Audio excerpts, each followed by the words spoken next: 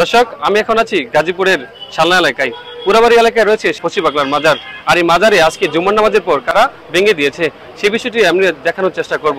দর্শক, আরেকটা বিষয় বলতে চাই, এই যে মাজার ভেঙে দিয়েছে, তবে কিন্তু যারা বক্তারা রয়েছেন তারা কিন্তু এখনো মোমবাতি জ্বালাচ্ছেন। শুক্রবার জুম্মার নামাজের পর কে বা কারা শালনা পুরাবাড়ি এলাকার অবস্থিত ফসি পাগলার মাজার ভেঙে গুড়িয়ে দেয়।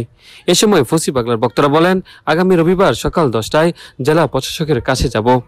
দয়া করে আপনারা রোববার দিন 10টার সময় জায়গায় থাকেন, আমরা ডিসি অফিসে যাব। এ সময় ফসি পাগলার নাতি মাসুদ রানা আমাদেরকে জানায়, বিএনপির আপনার কিছু সন্ত্রাসীরা শব্দুল, গিয়াস পলান, তারপরে মকবুল ডাক্তার, এরা মিলে মনে করেন যে আপনার মাজারের এতিমখানার বন্ধ দিয়া এই টাকা পয়সা আপনার সমস্ত নিয়ে গেছিল। আগে ছিল আপনার আওয়ামী লীগের লোকজন, আওয়ামী লীগের 6 তারিখ থেকে তারা লুটপাট করে আজ পর্যন্ত টাকা পয়সা নিছে। এই সূত্রপাত্র হয়েছে আপনার 6 তারিখ থেকে। এতিমখানা পর্যন্ত আপনার 30-40 জন এতিম ছাত্র আছে, পরে এতিমখানা বন্ধ।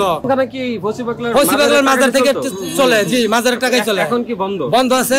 কেউ না বুঝলেও আমরা আপনার প্রয়োজন বুঝি, আর তাই তো অত্যাধুনিক ফিচার সম্বলিত বিভিন্ন সাইজ আর কালারের 250-টিরও বেশি ডিজাইন অপশন নিয়ে ওয়ালটন স্মার্ট ফ্রিজ বোঝে আপনার প্রয়োজন।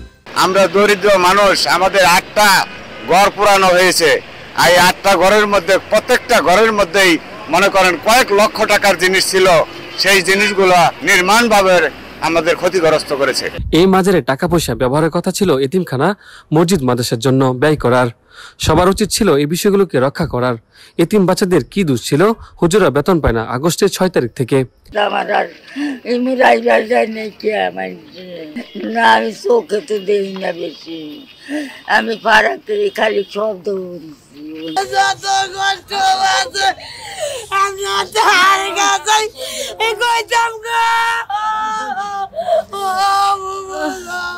ফসি পাগলা মাজার ভাঙচুরের খবর পেয়ে ছুটে আসেন ভক্তবৃন্দরা। ভক্তরা বলেন, নতুন করে আবার সব ঠিক করতে চাই, যদি সরকার আমাদের আশ্বাস দেন পরবর্তীতে এমন অঘটন ঘটবে না।